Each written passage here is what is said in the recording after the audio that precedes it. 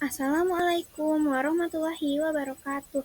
Perkenalkan, nama saya Thalita Husna Zahira dari kelas 7A akan menyampaikan presentasi tentang isi buku Zero to Hero. Bab yang saya ambil di sini yaitu ada 5 bab. Yaitu 1. Kecil-kecil jadi mufti, 2. Wanginya tak mau pergi, 3. Perbaharui hidupmu, 4. Momentum sama dengan prestasi, dan 5. Cara Nabi menghargai.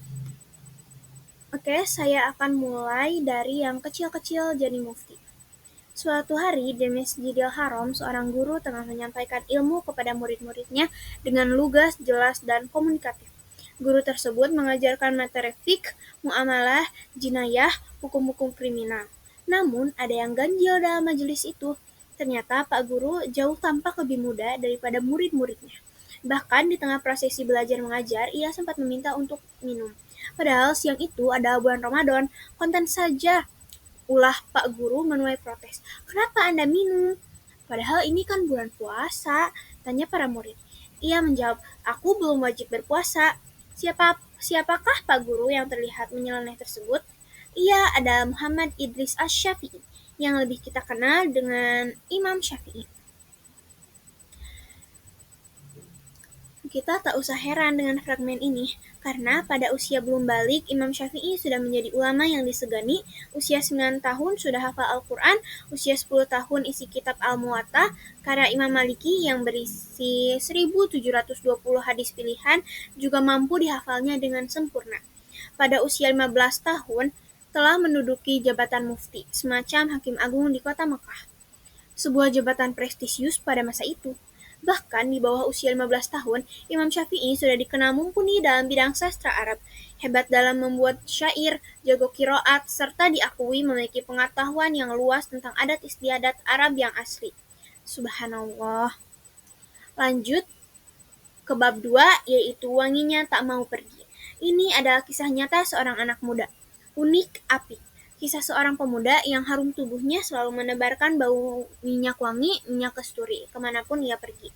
Ia benar-benar idola pas buat para pemuda dalam kreativitas dan penjagaan diri. Senantiasa wangi sepanjang hari, benar-benar unik, karena wanginya tak mau pergi. Kisahnya begini. Nama pemuda ini adalah Abu Bakar Al-Miski.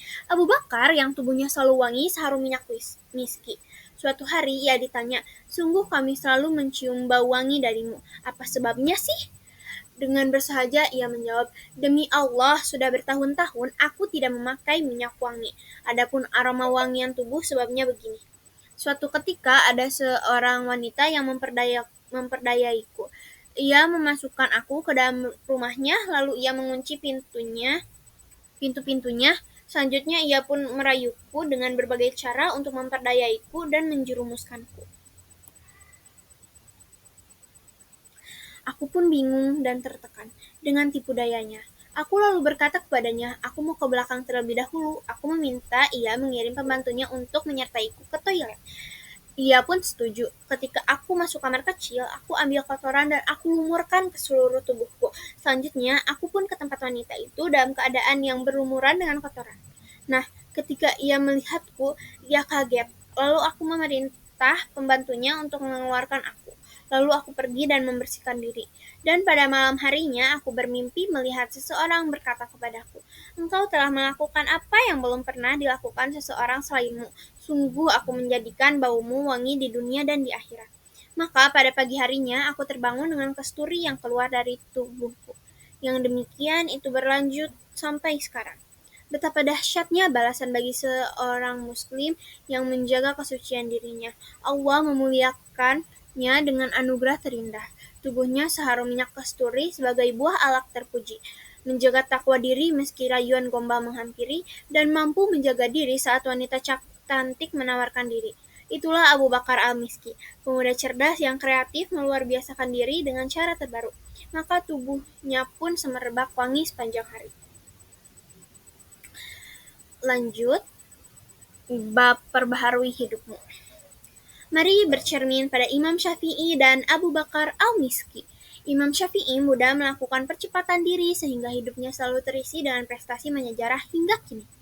Abu Bakar Al-Miski cerdas, berkreasi, menghasilkan inovasi, menghindari jebakan birahi. Kita mesti banyak bercermin untuk menghasilkan kebaruan hidup. Ada apa dengan cermin? Mengapa harus bercermin? Cermin itu polos, jujur, sportif, menyampaikan apa adanya. Cermin tak berkhianat, ia tutupi aib orang yang mengadu padanya. Jangan salahkan cermin bila ternyata burukan muka kita. Jangan dibelah atau dipecah. Cermin tak salah. Buku ini bukan buku cerita. Meski di dalamnya banyak berkisah tentang orang-orang biasa yang meledakkan dirinya dengan prestasi yang luar biasa. Di tengah keterbatasan, mereka tergugah untuk tampil menyejarah, dan di dalam kisah itu terdapat pelajaran bagi orang-orang yang beriman. Quran Surat Yusuf ayat 111. Semoga buku ini memberi manfaat yang besar bagi kita semua untuk menyongsong hari-hari yang tidak ada lagi berguna harta dan anak kecuali yang menghadap Allah dengan hati yang lurus. Selanjutnya, ada episode momentum sama dengan prestasi. Anugerah waktu. Waktu adalah momentum untuk berprestasi. Demi masa, demikian Allah bersumpah. Bukan main-main tentunya, karena Allah menegaskan setelah bahwa sesungguhnya manusia pasti akan merugi kalau tidak memperhatikan waktu, kecuali 4 golongan. 1. Orang yang beriman. 2. Orang yang beramal sholih. 3. Orang yang menasihati dalam kebenaran. 4. Orang yang menasihati dalam kesabaran. Sebagaimana firman Allah dalam Al-Asr ayat 1-3. Demi masa, sesungguhnya manusia itu benar-benar dalam kerugian, kecuali orang-orang yang beriman dan mengerjakan amal soleh, dan nasihati kebenaran, dan nasihat menasihati supaya menetapi kesabaran. Menyikapi ayat ini, Imam Syafi'i rahimahullah berkata, seandainya manusia memahami ayat ini, cukuplah agama ini baginya. Apa maksudnya? Surat ini merupakan intisari bahwa hidup adalah kumpulan waktu. Yang tak mampu menggunakan waktu ialah orang yang dijamin bakal rugi. Persis orang yang sudah mati karena hidupnya seperti mayat yang beku. Hidup tak sopan, mati bikin bau. Wujuduhu ka'adamihi.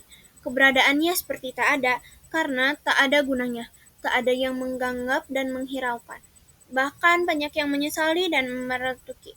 Mengapa orang seperti ini kok hidup malah panjang umur, kalau dia mati banyak orang yang bersyukur. Rasulullah SAW berkata, perumpamaan orang yang mengingat Allah dengan orang yang tidak mengingat Allah seperti orang yang hidup dengan orang yang mati. Hadis riwayat Bukhari dari Abu Musa al-Asy'ari. Orang hidup yang sudah mati inilah yang kini banyak berkeliaran, mendominasi, mempengaruhi, dan menebar malapetaka. Kadang kita pun takut karenanya, karena mereka di sekitar kita. Kadang menjelma menjadi diri kita. Siapa sih yang ingin hidup sekedar pemain figuran, penonton urakan, atau artis murahan, tanpa peran jelas karena prinsip visi misinya tak karuan. Berbagai momentum lewat, kesuksesan minggat, bahagia pun mencelat. Rasulullah SAW berkata, ada 2 nikmat, di mana banyak orang yang tertipu dengan keduanya. Nikmat sehat dan waktu luang. Hadis riwayat Bukhari dari Ibnu Abbas. Waktu adalah kunci sukses kita. Dalam buku Tarbiyah Zatiyah, kiat sukses manajemen diri. Hal ini telah penulis bahas tuntas dengan penik-peniknya, mengambil inspirasi dari telaah Imam Syafi'i atas surat Al-Asr. Ini plus pengalaman beliau dalam mengoptimalkan waktu. Kita lejitkan potensi biasa dengan prestasi luar biasa. Kuncinya adalah memberdayakan sarana, menemukan momentum, melahirkan ide segar, kerja dengan benar untuk hasilkan karya besar. Selanjutnya ada episode cara Nabi menghargai. Bangsa yang besar adalah yang bisa menghargai para pahlawannya. Slogan orang Indonesia, orang yang cerdas dan sensitif, akan mampu berempati dengan menghargai terhadap nilai prestasi seperti seorang sahabat Nabi, Julaibab namanya. Ia tidak terkenal, ia lelaki miskin, papa tak berpunya, tak berkedudukan, dan tidak diketahui nasabnya. Atribut kemiskinan lebih akrab bersamanya. Saking miskinnya, keinginan menikah pun pupus darinya. Di balik kemiskinannya, ia rajin berzikir, tak pernah absen dari syaf pertama dalam sholat berjamaah, dan aktif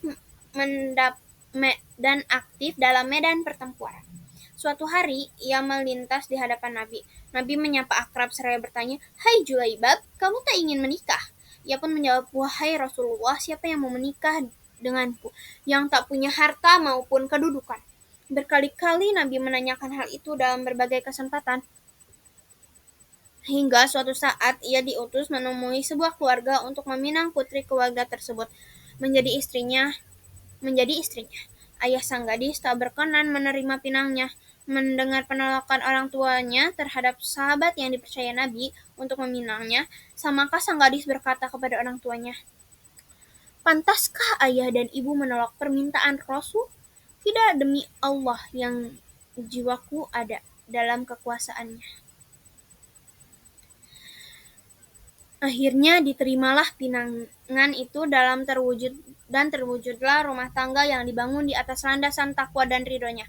Seruan jihad pun berkumandang. Julaibab ikut aktif dalam peperangan dan berhasil membunuh 7 orang kafir sebelum ia sendiri syahid di jalan Allah.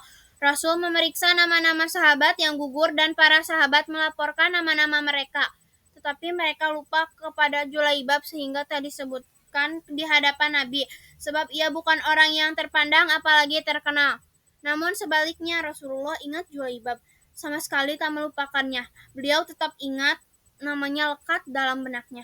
"Tapi aku merasa kehilangan Julaibab," kata Nabi. Akhirnya beliau menemukan jenazah Julaibab dalam keadaan tertutup pasir.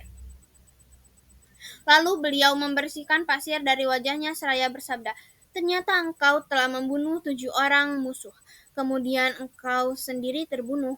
Engkau termasuk golonganku dan aku pun termasuk golonganmu.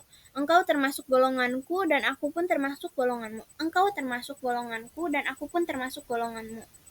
Begitulah cara Nabi menghargai prestasi, bukan pada harta atau kedudukan, tapi lebih pada iman dan pengorbanan, pada prestasi dan kemampuan melejitkan diri. Soal dikenal atau tidak, itu rahasia Allah, Rabbul Izzati. Maka bekerjalah dan terus berprestasi hingga maut menghampiri. Pahlawan sejati bukanlah kolektor atribut duniawi, hanya keridhaan Allah yang dicari. Al-Quran menegaskan, "Dan bekerjalah, maka Allah, Rasul-Nya, orang-orang yang beriman yang akan melihat pekerjaanmu itu." Sekian dari saya, presentasi dari isi buku Zero to Hero. Terima kasih telah memperhatikan. Wassalamualaikum warahmatullahi wabarakatuh.